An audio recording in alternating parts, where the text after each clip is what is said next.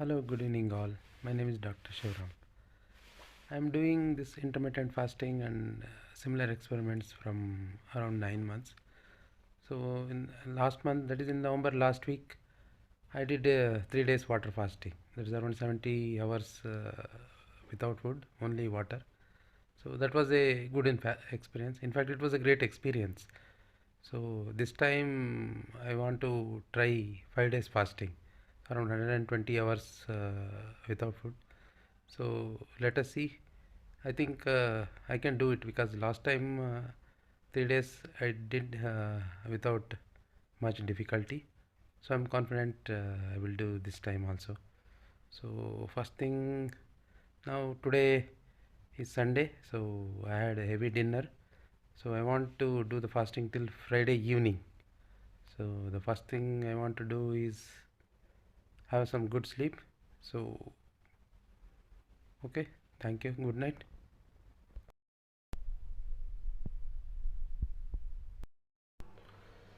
Uh, this is Monday morning, day one. Just now I have taken the bath, so feeling fresh. I checked up my weight, it is 71.1 kilogram. So let me see by the end of the fasting what will it come down to. Now I have to go for the work.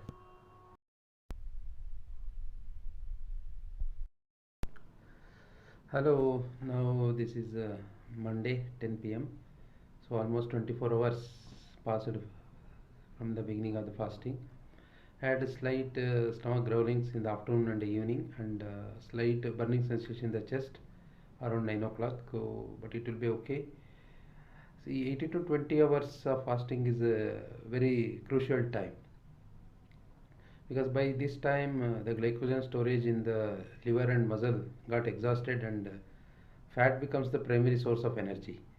So after 18 to 20 hours, insulin drops down to base level, and once the insulin drops, uh, the hormone glucagon starts its activity. So it has the opposite effect of insulin, whereas insulin stores the glucose into fat, and this glucagon breaks down the fat and converts them into glucose. And this also activates an enzyme called hormone sensitive lipase, which is very sensitive to insulin. So when insulin is down, this hormone gets activated and break down the fat into free fatty acids. These free fatty acids can be used directly for the energy, or they can also be converted into glucose by the process called gluconeogenesis. So, but the only thing is that we have to give the regular supply of salts. Normally, we need 2 to 4 grams of sodium per day. So now I like to have some salt water, the water and salt.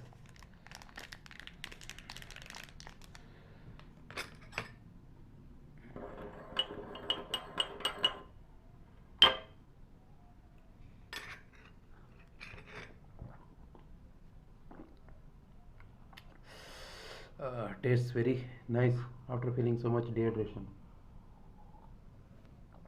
But the only thing is we should not let our body to get dehydrated. So we should we should regularly drink water and also consume the salts.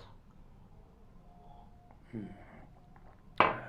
Okay, bye bye. So see you after 2 days again.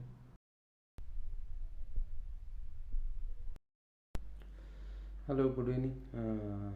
Today is Wednesday night, 12:30 a.m. Technically, it is Thursday, 12:30 a.m. So it's almost 75 hours from the beginning of the fast. That is my last meal.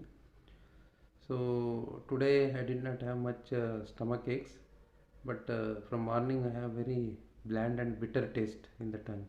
So I took some zero calorie drink, which doesn't contain any calories, but it contains some minerals and salts, and also 2 spoons of curry, just to come out of the that sensation. Now after 3 days, now urine has also turned white, because normally urine is pigmented because of urobilinogen pigment, which is a byproduct of the bilirubin secreted by the liver. Because the liver is not secreting the bilirubin now, so urine is not pigmented. Now after 3 days, even ketone bodies are also excreted in the urine, but I don't have ketone strips to check. 72 hours of fasting is very important landmarks, because by this time all the glucose stores are exhausted in the body, and 100% energy comes from the fat. In that, 75% of the energy comes from ketone bodies, that is beta hydroxybutyric acid and acetoacetic acid, which are the direct byproduct of the fat, and remaining 25% comes from the glucose, which is synthesized using the fat, called gluconeogenesis. So now I just checked my weight. It is 69 kg. So another 2 days fast is left. So let me see how much it will come down to. Now I have to get some good sleep. Okay. Bye bye. Good night.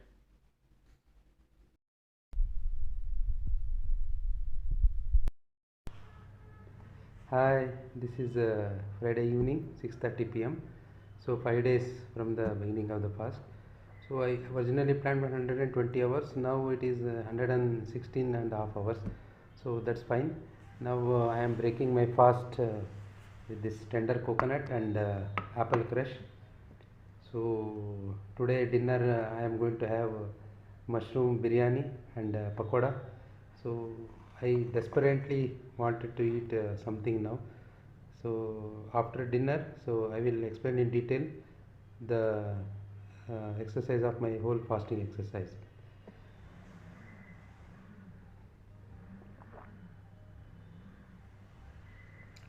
This is the tastiest tender coconut I ever had. And see about apple crush. This also tastes very sweet. This happens because of the upregulation of taste receptors in the tongue. So, okay, bye.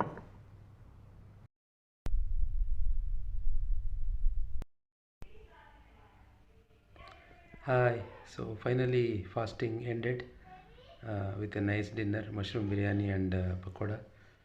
So it was a great experience.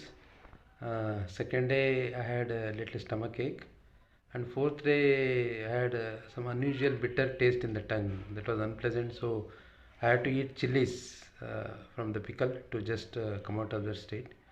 On fifth day, on Friday, I was feeling fine, so absolutely fine. So I could have extended for further 2 days, but I was already decided to end it 5 days, so I ended. So my weight came down from 71.1 kgs to 68 kgs. So even though it looks there's a reduction of 3 kgs, but net weight loss is only 1.5 kg. So normally when we burn 2500 calories per day, so our body consumes around 300 grams of fat per day. So at 1.5 kgs for 5 days. So remaining is due to loss of water, maybe due to loss of sodium and other electrolytes. But it will come back once we start feeding. Now you may wonder why I did this experiment. See, in the medical schools earlier it was taught that sugar causes diabetes, salt causes hypertension, and eating of excess cholesterol and fat causes heart disease. But now we know that these are not different diseases. It is a simple disease, single disease. It is called metabolic syndrome, and this metabolic syndrome is caused by insulin resistance. And why this insulin resistance happens? Insulin resistance happens due to two reasons. One, excess consumption of refined sugars, refined carbohydrates like sugar, wheat, polished rice, and atta, other things, and also frequency of eating. So, how to combat this? So, first avoid sugar and try to avoid refined carbohydrates by switching from rice and wheat to the millets. That's what I did. And another method to combat this frequent eating is fasting. So there you give gap to your digestive system. Now the question is, the experiment I did, is it detrimental to health? 5 days without food. So in my opinion, it is not, because this is how we evolved. When our ancestors lived in the forest, like agricultural came only 10,000 years back. Before that, our ancestors are hunter gatherers, and forget about eating 3 meals a day. It was almost impossible to eat every day. So they were eating whenever the food was available. Eat a big catch and wait for next source of protein and fat. So that's how we evolved. So we are evolved for fasting and feasting, not for the grazing. Grazing means repeatedly eating snacks and other things. So it is not about eating, it is also the availability of the food. Never in the human history food was available so plenty everywhere at every time. So whether you eat it or not, this itself is unnatural thing. So the only solution to combat is voluntary abstinence from the food. That was the purpose of this whole exercise. So this whole exercise was a philosophical and spiritual experience for me. After this exercise, I developed more respect for the food, and it has reset my eating preferences. So I'm not now carving for carbohydrates and sugars. Instead, I want to eat fatty food, and nowadays I'm not getting hungry whole day. So I'm eating whenever I am hungry, so not more than two times a day. In fact, from last 2 days when I broke my fast, after that I am eating only once in a day. So finally, this whole experiment gave me a new perspective of the life. Thank you. Bye bye.